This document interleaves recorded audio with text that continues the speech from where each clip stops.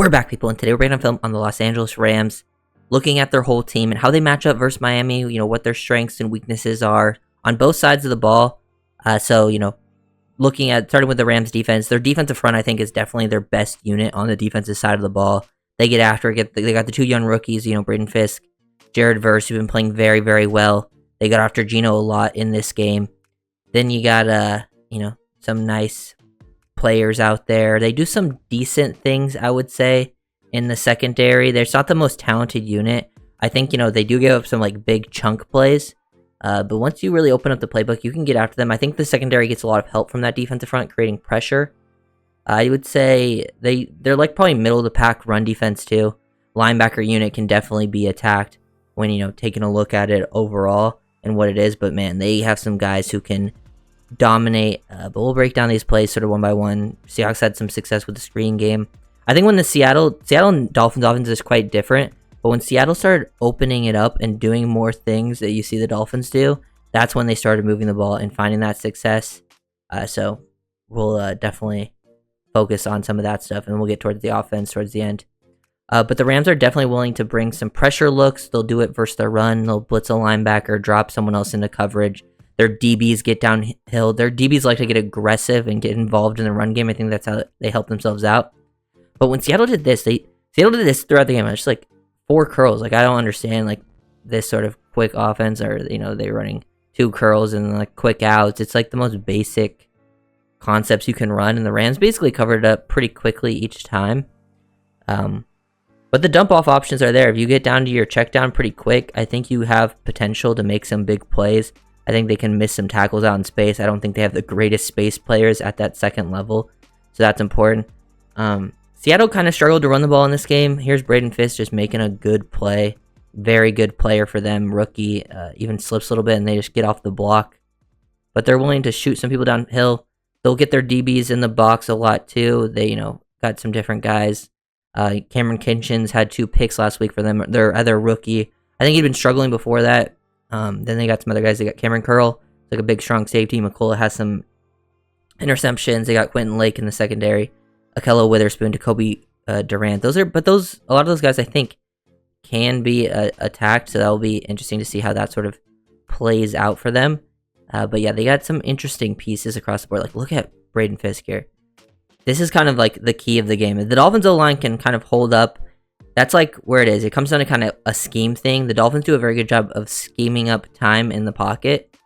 But if the Rams are able to get after to it, that's where the problems can happen. I do think the Dolphins offense if they play the way they have the last 2 weeks, the Dolphins offense will be just fine against the Rams defense. They definitely are more talented in that matchup. But Fisk just destroys Connor Williams. Look at how aggressive, violent those hands are right here, one-on-one. Just tosses him out of the club and then gets onto Geno, and they bring him down for a sack right there. And they had things covered up pretty well in the secondary. If you look at this man-to-man, but you could potentially hit that over the middle. I didn't say, Rams were on cover 3. There's their most used coverage. Then cover 1 and cover 6 after that. So I would say cover 3, cover 1, cover 6 are their top 3 usages. And Dolphins have always had a pretty good history with McDaniel against those coverages. So I think they can find some success in the passing game. And then sometimes I think the Rams defensive unit has some good pass-offs in the secondary. Here they bring 5.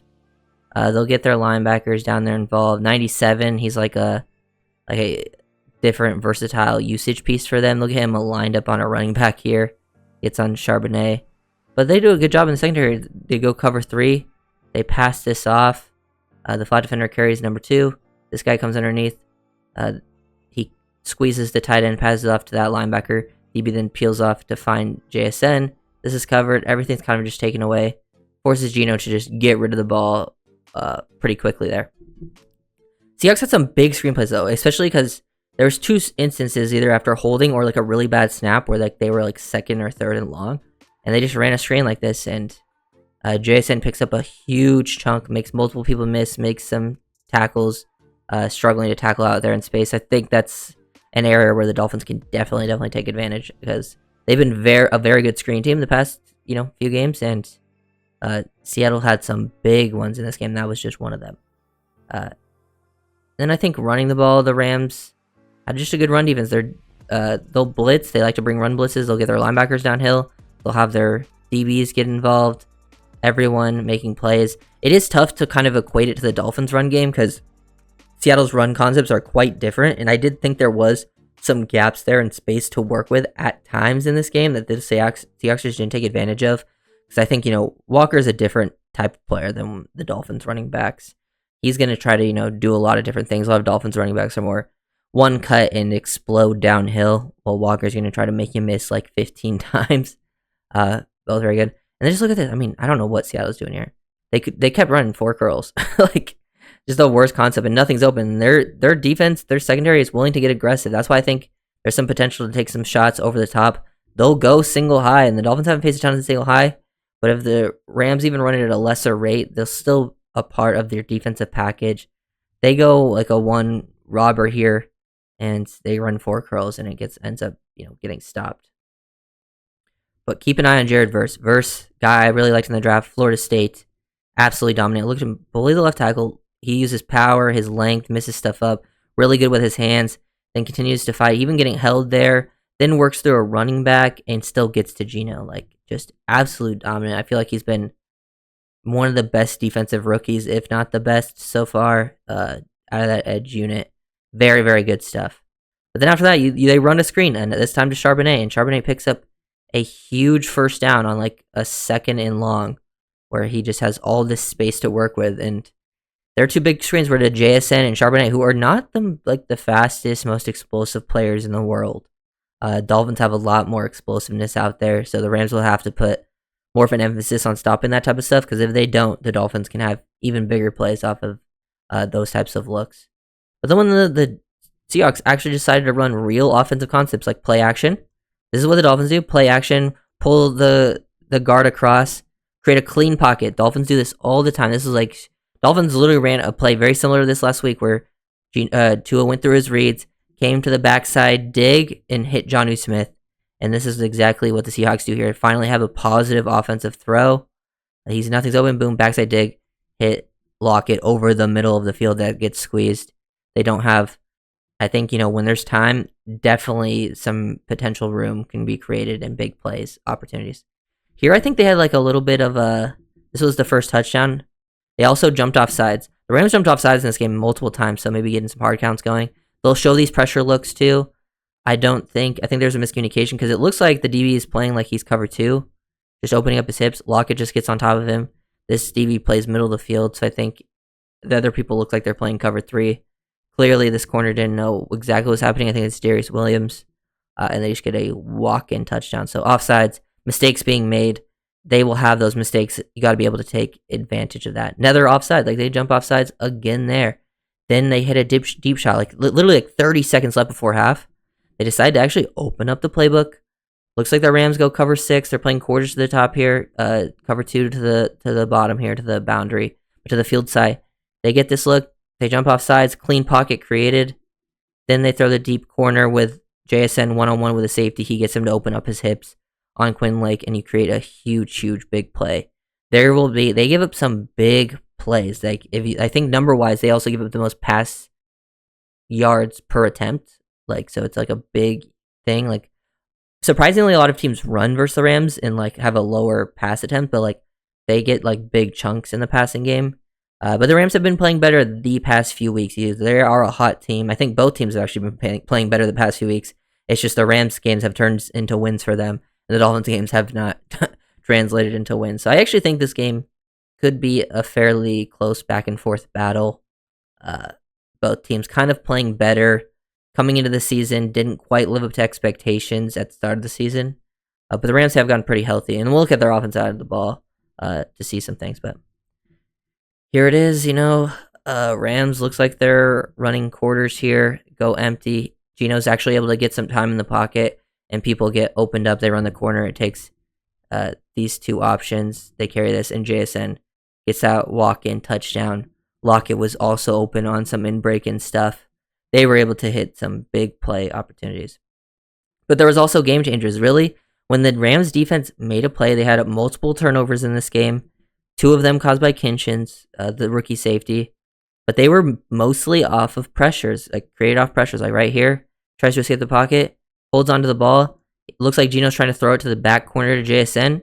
I guess that's, I mean, I'm not saying it would get completed, but there's a potential touchdown there. But he gets hit as he throws it by Zero, who I think is Byron Young, and it just doesn't get there and gets picked off and turns into a pick six. Seahawks got down here twice and threw a pick twice in the red zone and lost in overtime. Like, Seattle could have easily won this game. And this was a 14-point swing, and then Kintons had another pick that was mostly just caused by pressure, and they got a pick six off that, so that's tough. Now getting to the offense. Rams will try to run the ball. I think I'm more concerned with their passing game. I think they'll have some running success, but usually where the Dolphins have struggled the past couple weeks is versus the pass, and Stafford is very, very good. Rams O-line is kind of their weak point, but they're getting some players back, but then also losing some players on the offensive line side of the ball. Rams run similar scheme to the Dolphins, except they like to have Nacua and Kupp, I think, more involved near the line of scrimmage. They'll be involved in run blocking, things like that. They run more duo than the Dolphins. Then they'll do play action stuff like this, motion Nacua across. He'll be like the first option, then Kupp will be like another underneath option. They'll take this kind of play all day long. And Stafford's been really, really good. I've seen him have some misses, maybe accuracy-wise, but he'll make some insane throws under pressure. Obviously not as, if he doesn't have the throw to make, you can get after him because he's not as athletic as some of the guys you've just faced, so you can sack him a little easier. It's just, they do play action. He'll make some insane throws here. Kupp is getting 2 feet inbounds versus Seattle in cover 2. They create a clean pocket for him. You give him some times, and he's going to make some big, big plays. I would actually like to see the Dolphins go a little more man-to-man. I think their receivers are a little more stoppable in man-to-man coverage. Seahawks go man-to-man here. They get Nacua kind of wrapped up. They got a pick in this game when they had Nacua man-to-man with Woolen. I don't think Nacua is as effective versus man. When he gets zone and he gets space to work with, like, he is very good piece for their offense. But they also bring pressure. They show pressure off both sides. 6 on the line here, potentially 7. But the Rams slide to the left, and that leaves 55 unblocked, even with a 4-man thing, like only bringing 4-man pressure, and he forces Stafford to just throw that away. So potential to get after him, but he is very good at getting rid of the ball. But you're hoping for more potential throwaways. And then this is like what the Rams like to do. They'll motion a running back in, get him involved in the run fit. He'll take on a DB, and then Kyren Williams on a lot of, inside zone, outside zone, duo runs. Show some vision. He runs hard, not the biggest back. Not the most explosive either, but he's a solid player for them. But it's not like my main concern in this game is the running game. This is the main concern. Is when you can bring pressure like this, you get a free blitzer, you get pressure in Stafford's face, and he can deliver an absolute seed like this with anticipation over the middle to Demarcus Robinson. This is insane plays. This is why Stafford's one of the best in the league. And this is like, hey, they go man-to-man. They have everything covered up except that, and Stafford's still able to deliver an absolute beauty and then get opened last second. And this is the play that put it away in overtime, last play to break down. They go play action. They get a look. Robinson over the top. Stafford rolling out to his left, reset. And they go for the deep shot to put it away instead of taking a field goal. And Robinson just makes like a sick one-handed grab. They got weapons out there. Multiple good ones. More than just Nacua and Kupp were both very good. Robinson's been playing very good the last few weeks. Tutu Atwell is actually a pretty good weapon.